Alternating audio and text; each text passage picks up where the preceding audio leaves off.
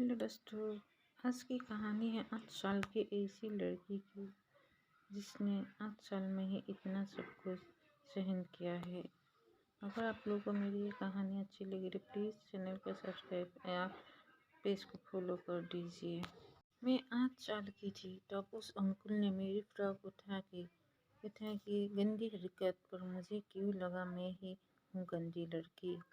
वो मेरे पड़ोसी थे, अक्सर घर आते रहते थे। शरीर से काफ़ी भारी भरकट थे और खाने पीने के शौकीन। घर में घुसते ही कुछ खाने की फरमाइश जरूर करते। कुछ खाने को ना भी मिले तो चाय तो ज़रूर ही पीते। घर में खासकर वो मेरी बुआ से ज़रूर बात करते क्योंकि मेरे फूफा जी गुजर चुके थे। बुआ अकेले थी, ऐसे में उन्हें मॉरल सपोर्ट भी मिल जाता था। असल में उस शख्स की बातें इतनी अच्छी थी, बात करने का तरीका, कोई भी उस पर यकीन कर लेता था। उसी वजह से शायद बुआ को इनकी बातें अच्छी लगती थी, पर उसकी यही हरकतें परिवार में बुआ को छोड़ दूसरे को पसंद नहीं आती थी। पर बुआ की वजह से कोई कुछ कह भी नहीं पाता था। वो बुआ के ससुराल वालों की तरफ से दूर के रिश्तेदार भी लगते थे, इसलिए भी शायद ऐसा होता है। वो दिन मुझे अच्छे से याद है। बारिश हो रही थी, जोरदार झमाझम बारिश देख मम्मी ने स्कूल जाने से मना कर दिया। अब बचपन में स्कूल ना जाने के लिए मम्मी ही कह दे तो कौन खुश नहीं होगा, इसलिए मैं भी खुश हो गई। साथ साथ मेरे भाई भी बारिश में स्कूल नहीं गई। ऐसे मेरा एक छोटा भाई था जो हमेशा मुझसे बड़ा बनने की कोशिश में लगा रहता, और दूसरा बड़ा भाई भी था। खैर, हमने बारिश के मौसम का लुत्फ उठाया और रूम में टेंट बनाकर खूब खेला। खेलते खेलते मैं सो गई और जब उठी तो दोपहर के 3 बज रहे थे। बारिश तब तक रुक चुकी थी। मौका मिलते ही भाई भी घर से बाहर घूमने निकल गया। मम्मी सो चुकी थी। मौका देख मैं भी घर से बाहर निकल गई। मुझे लगा मेरा भाई और बाकी पड़ोस के बच्चे बाहर खेल रहे होंगे, लेकिन जब बाहर गई तो वहाँ कोई नहीं था। मैंने वो सारी जगह छान मारी जहाँ वो हो सकते थे, पर मेरे साथ कुछ नहीं लगा। मैं इनका इंतज़ार करने लगी। बहुत देर तक कोई नहीं दिखा। बगल में एक बांस की करची पड़ी थी। मैंने उसे उठाया और गीली मिट्टी में कुछ कुछ ड्राइंग बनाने लगी। तभी पीछे से अचानक भारी आवाज़ आई। मैंने पलट के देखा तो वो अंकल थे, वो जो बुआ से अक्सर बात करने आते थे। मैंने कहा, जी अंकल। उन्होंने पूछा, और तुम्हारी फौज कहाँ है? आज अकेले खेल रही हो? मैंने कहा, पता नहीं बाकी लोग कहाँ चले गए हैं। क्या आपने देखा वो कहाँ खेल रहे हैं? कहीं आपके घर की तरफ वाले मैदान में तो नहीं खेल रहे? लेकिन वहाँ तो मम्मी ने जाने से मना किया है। उन्होंने मेरी बातों का जवाब दिया, नहीं वो वहाँ नहीं है, पर मैं जानता हूँ वो कहाँ खेल रहे हैं। मैंने कहा, सच में आप जानते हैं वो कहाँ है? उस अंकुल ने अपनी गर्दन हिलाई और कहा, चलो मैं ले चलता हूँ, पर मैंने मना कर दिया। मेरे घर के बगल में एक दुकान थी, वो अंकुल वहीं जाकर बैठ गई। दुकान वाले से कुछ बात करने लगे। थोड़ी देर बाद उन्होंने मुझे फिर आवाज़ लगाई। मैं उनके पास गई। उन्होंने मुझे अपनी गोद में बिठाया और फिर कुछ कुछ बात करने लगे। दुकानदार से धीरे धीरे उन्होंने अपना हाथ मेरे फ्रॉक के ऊपर फेरना शुरू किया।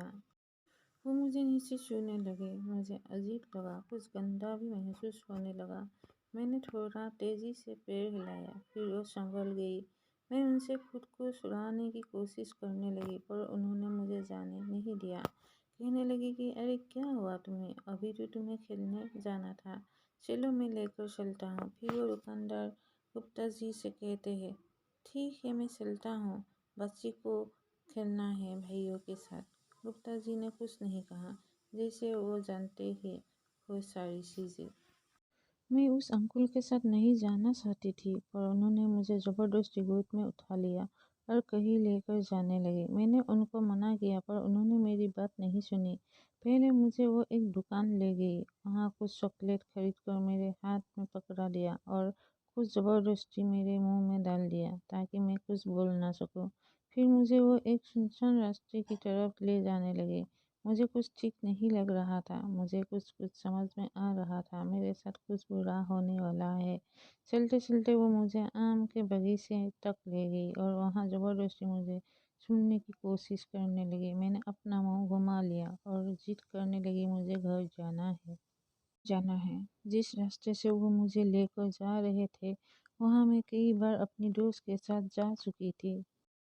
वहाँ के कुछ लोग मुझे पहचानते थे। मैंने कहा, अंकल मुझे छोड़ दीजिए, घर जाना है, मम्मी ढूंढ रही होगी। वो मुझे और अंदर की तरफ लेकर जाने लगा, मानो जैसे उस दिन उसने तय कर लिया था कि वो अपनी गंदी मस्जिद को पूरी करके रहेगा। उस उम्र में मुझे नहीं पता था कि हवस क्या चीज़ होती है, लेकिन उसकी आंखों को देखकर समझ गई थी कि ऐसी हरकत करने वाले की नज़रें कैसे होती है। पता नहीं उस दिन उसके अंदर कौन सा जानवर था जो बाहर आना चाहता था और मुझे नोच खाना चाहता था। उसकी आंखें आज भी मुझे डराती है। वो अपनी प्यास बुझाना चाहता था, मेरा रेप करना चाहता था।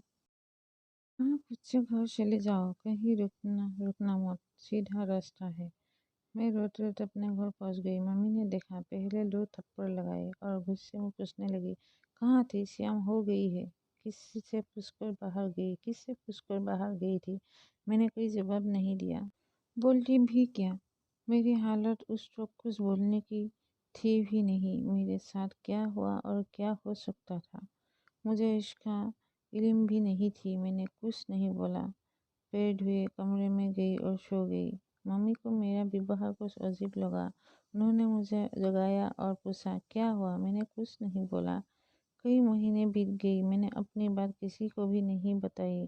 मेरे साथ क्या हुआ है, मैं किस चीज़ से गुजर रही हूँ, मैं क्या महसूस करती हूँ, हर रोज़ किसी दर्द से गुजर रही हूँ। क्या मेरी उम्र इतनी थी कि मैं दर्द को छुपा पाती। सिर्फ 8 साल की थी, सिर्फ 8 साल। क्या सच में बता पाना इतना मुश्किल होता है। बचपन में ही मैंने कैसे ये तय कर लिया कि मेरे साथ जो हुआ उसमें मेरी गलती थी, मेरे साथ बिल्कुल ठीक हुआ। और उस घटना के बाद मुझे लगता था मैं एक गंदी लड़की हूँ।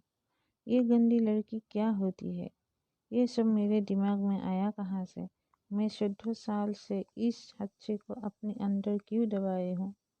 मैंने कभी किसी को बताया क्यों नहीं, या शायद मैंने बताया पर किसी ने समझा नहीं। मैं ये दावा के साथ कह सकती हूँ कि मुझे जैसी ऐसी हज़ार लड़कियां हैं जो खुद को अपने साथ हुई प्रताड़ना का शिकार मानती है। उस बात को 14 साल बीत चुकी है, पर खुद को कैसे समझाऊँ, जो हुआ उसे भूल जाऊँ। क्या भूलने से सब ठीक हो जाएगा। अगर आप लोगों को ये कहानी अच्छी लगी तो प्लीज़ चैनल को सब्सक्राइब और चैनल को फॉलो कर दीजिए। धन्यवाद।